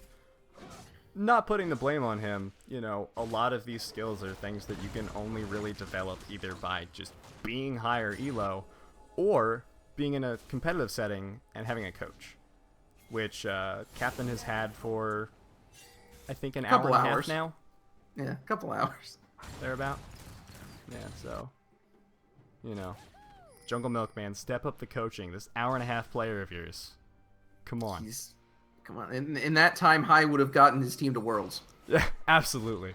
Obviously, we're just joshing around as TD260 isn't. Goes down onto Flaming Diva, and just as we were just talking about how C9 Captain doesn't use his ultimate, he uses it to save Flaming Diva, but no such luck for Chester Edits as Stan Yelnats goes down on the backside. TD260 getting pretty low, but he still has GA and, I believe, passive. He gets stopped before he can jump over the wall. Healing Milk getting incredibly low due to the no-tank build, and nothing else happens. So it's a 1-for-1, both supports, but 2 summoners blown for Flaming Diva, whereas looks like none were blown on the side of Team Banter. So that's a win for Team Banter. Leaf of the Lake was not able to do any damage in that fight, by the way. No. He was over that wall that entire time. So lucky for the side of Jungle Milk here that they did not have to deal with a Runan's Infinity Edge rapid fire cannon Jinx, who is now going to completely burn through your face. Ooh, Captain. Oh, Captain, my Captain. Be careful. Okay. Almost hit that trap. I have to just assume he was aiming for the trap at that point, because they were long gone by the time he launched that in that direction. But maybe he was expecting like a juke, because we've seen Chester at its juke closer to Zac whenever the elastic slingshot comes out. So benefit of the doubt. Always the way to go in these games, because they are learning. And I know They're learning fives. Yeah, and I know I've thought one too many steps ahead before. I've been like, okay, they're gonna expect me to not shoot this skill shot straight, so I'm gonna shoot it straight. There's a very famous quote. There's a very famous quote. I forget who said it, but it goes, "New players fire their skill shots straight at a champion. Experienced players lead their skill shots in order to try to read dodges, and also to try and hit the champion as they're moving. Faker throws his skill shots straight." Ooh, TD220 almost getting the elastic slingshot. It looks like Dev Guy gonna have to flash out. Flaming Diva getting shielded up by C9 Captain. C9 Captain's gonna try and go in here with the Shadow Dash. Almost gets Leaf of the Lake, but Leaf of the Lake goes down to the Assault and Battery. The Dev Guy getting incredibly low is gonna go down here. Flaming Diva's gonna have to try and kite it out, but Hoisey is just too big of a threat. C9 Captain looks like he's gonna go down here while Hoisey used the Weaver's Wall to try and get onto Healing Milk successfully, and it looks like what was alright. Okay. Yeah. That happened. Not sure what Hoisey was doing, continuing to stay there and just kind of like tossing out autos, but there you go. That's what happened, and we learned from it. I want to point out just how much work Flaming Diva is putting into this game right now. Oh yeah, oh yeah. Flaming Diva. He's absolutely taking all 4 members of his team and putting it on his pretty little sheriff's shoulders and just carrying on, and I am loving it. Yeah. And that was the strangest taunt I've ever seen. He got the minions. No, he hit Zac as he was flying out. Oh. So nothing happened because Zac was already leaving, but he still got the taunt on him, so he still had the little icon on his head. It's so weird what interrupts dashes and what doesn't sometimes. Yeah. I think they changed it so like Charm doesn't anymore, maybe, as well as Charm taunts. What Charm does is it does not stop momentum, but it will, it'll apply the CC once the dash is finished if the dash doesn't last long enough to outlast it. So I guess it's just a regular taunt, and this is going to be a really quick Baron because they have the brand passive Blaze, which does % max HP magic damage, and I don't believe it's even capped against monsters. Yeah, that's pretty decent. They also, of course, have Flaming Diva, who does a crap ton of damage right now. And Healing Milk, who does % max HP. Yeah. And the Dev Guy, who does lots of sustained... Why didn't they take Baron sooner, now that we're talking about this? Probably because they were afraid. Gotta be honest. Yeah, probably another symptom of not having Bone, because Bone was their fearless jungler who would go in on engages that I thought were clearly going to get them killed. And is Chester Edits going to steal this is the question right now. I believe. Oh, he's going for the blast plant. Is he going to get the combo? No, not at all. Not at all. Gets the ultimate down, but it doesn't appear to bounce to anyone. I mean, all of them... No, that's the Elder buff. I thought that was the Blaze effect. I was like, somehow he hit the passive on all of them despite only hitting one of them with an ability. But no. I think he was very close there. But he threw out his ultimate instead of throwing out his W first, which I think would have... I think he should have just WEQ'd. Yeah. Because, I mean, if the dragon dies at that point, you land a Q on Zac, which is % max HP. It's something... I respect the idea behind the ultimate, though. Yeah. Yeah. The thing is, though, is that Smite is a very weird summoner spell in that you can use it when you're stunned. Yeah. So, I mean, it wouldn't have... The stun wouldn't have mattered except for damage, Yeah. Which is damage. Damage is damage. But I TD260 is beefy. He is very beefy, yes. He's got Warmogs. Yeah, Let's see exactly how much health that is. 4194. Cool. And he does not have his elixir of iron yet. No. He doesn't have much armor. He's building it now. He's got a chain vest and he's got the guardian angel. I imagine that's going to go either into a dead man's plate or a thorn mail. Thorn mail would certainly be decent against this Caitlyn. I feel like Thornmail I would be a prefer better Dead Man's pickup. I don't Plate. think he needs more health. You can always need more health. What are you talking about? I mean, but the health only hurts you against the percent max HP. That's true, and also his there's two sources abilities. of. His abilities cost percent max health or percent current health. His blobs give him back percent max health, but his abilities cost current health. So at full health, he actually loses more health. Yeah. From using his abilities, the bigger he is. It's a bit of a strange little dichotomy with Zac there. It's like Aatrox, but actually viable. Almost so actually sad. viable. I really liked Aatrox. When Elemental Drakes first came out, I just spammed Aatrox jungle because he could solo them at level 3. Yeah, he still can actually. Yeah. And it was great. It just takes forever. But... Until it came to actually having to contribute to the rest of the map. And then then my love for Aatrox kind of fell off. But by that point, I was usually like 5-0. Somehow. I still don't know how. The thing with Aatrox, I can actually tell between me and my good friend Octavian Zilch, the two of us could probably give everyone here a complete rundown on exactly how to utilize Aatrox. Which you may have to do at some point. I may have to talk to Blaster Boy about that, about letting us do an educational stream on Aatrox at some point. I would certainly like to do that. I'd watch it. Because everyone's talking about Aatrox recently. We had Aatrox Day on Wednesday. There was the Dong Hwap video. Yeah. I think that a lot of people could really learn to use him pretty well. You just have to understand his limitations and where he stands as a champion right now. Which is in a terrible spot. Still. Terrible spot. Also, can we just talk about how Jungle Milk is really starting to come back into this game? Yeah. And notice when that happened. Notice that now that there's a Banshee's Veil, I'm being a little too mean. Notice that there's a Banshee's Veil, but also the Trinity Force has been completed. Yeah. So I mean, you get double benefit from having more tankiness and more damage. Yeah. So we don't really know what actually contributed here. Was it the Trinity Force or was You're it right. the Banshee's Veil? Maybe the problem with the build. I mean, no, that's actually a legitimate reason. The problem with the build is that he didn't finish the Trinity Force fast enough. No, that's a legitimate reason. We can't use it. Cut the tape. Maybe he was thinking about getting the Banshee's Veil before he finished the Trinity Force, and that's what caused him to play worse. That's it. He was thinking about too many items at once. No, he was thinking specifically about defensive items, and that threw him off his game. He wasn't ready to go as Ham. Yeah, he wasn't ready to go. Maybe he's just pulling a Meteos. You know, it's almost 50 minutes, which means he's going to learn the champion in 7 minutes.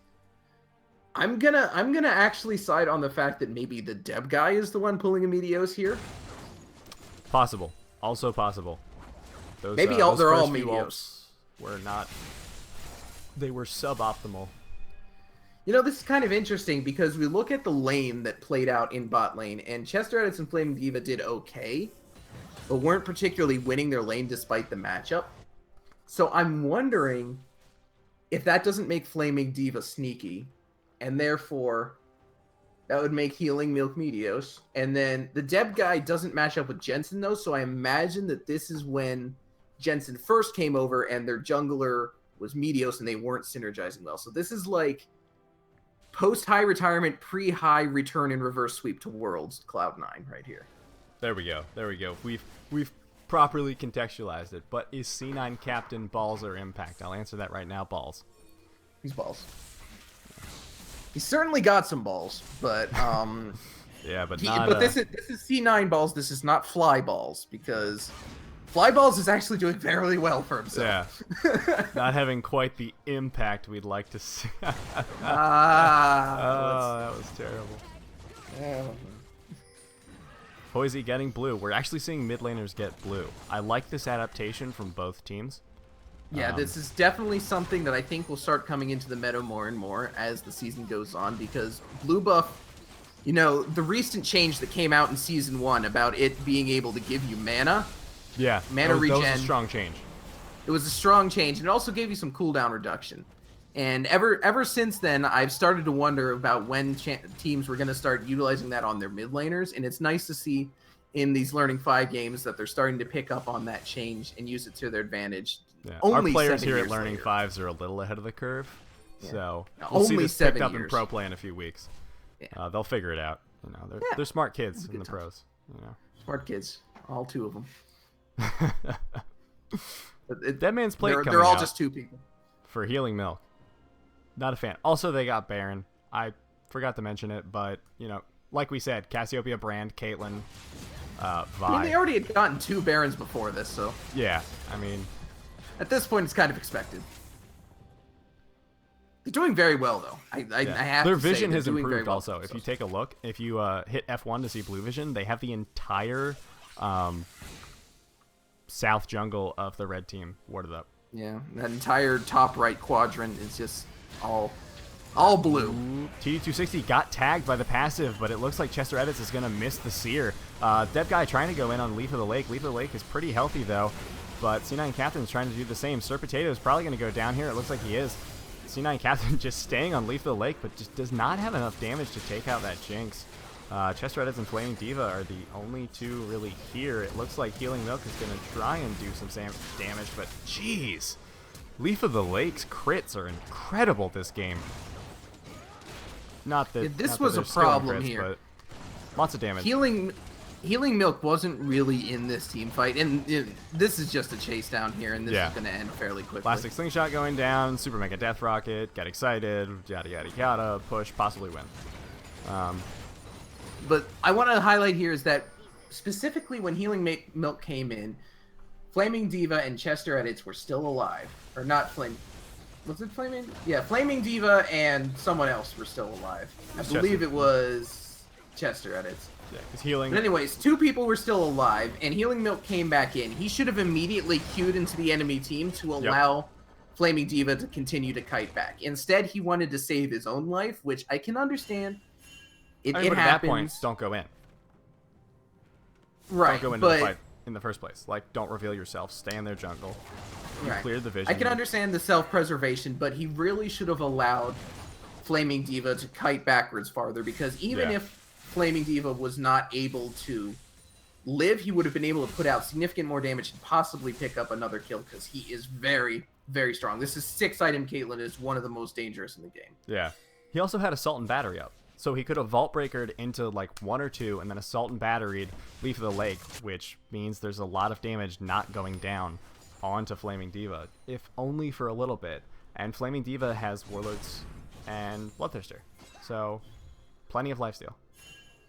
And we are about to hit the 50-minute mark, about a minute and a half here. This is not the game we were expecting after that game 1. Not quite. Not quite. But, I mean, Game 1 did also go to 40 minutes. So these are some long games today. I definitely expected a quicker turnaround for the second game, though, but both Yeah. these teams playing very, very well at this instance. Playing it a little bit safer. Gold very, very close.